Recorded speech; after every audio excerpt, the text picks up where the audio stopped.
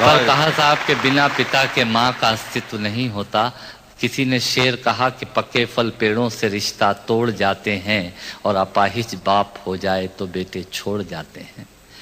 पिता जब पुत्र को बाजार में ले जाता है और जेब में 50 रुपए होते हैं और बच्चा 200 रुपए के सामान को खरीदने की जिद करता है, उस वक्त एक पिता की विवशता और बच्चे की जिद, इसके बीच के एहसास में खड़े होकर पंक्तियां सुनिएगा। पिता क्या होता है। अमिताभ जी आपको समर्पित करता हूं। अमर सिंह जी बैठे हैं। पिता जीवन है, संबल है, शक्ति है। पिता सृष्टि के निर्माण की अभिव्यक्ति है।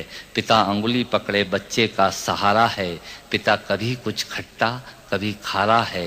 पिता पालन है, पोषण है, परिवार का अनुशासन है। पिता धौंस से चलने वाला प्रेम का प्रशासन है। पिता रोटी है, कपड़ा है, मकान है। पिता छोटे से परिंदे का बड़ा आसमान है।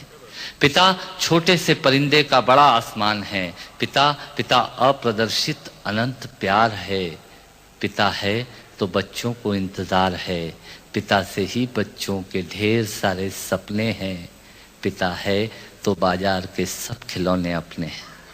पिता है तो बाजार के सब खिलौने अपने हैं। पिता से परिवार में प्रतिपल राग है। पिता से ही माँ की बिंदी और सुहाग है। पिता परमात्मा की जगत के प्रति आसक्ति है।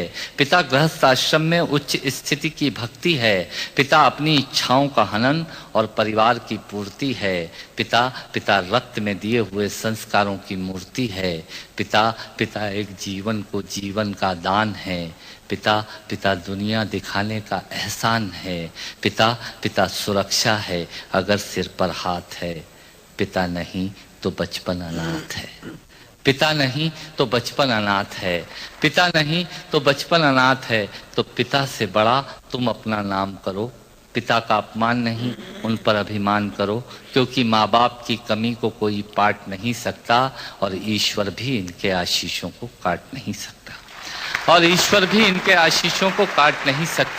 विश्व में किसी भी देवता का स्थान दूजा है। माँ बाप की सेवा ही सबसे बड़ी पूजा है।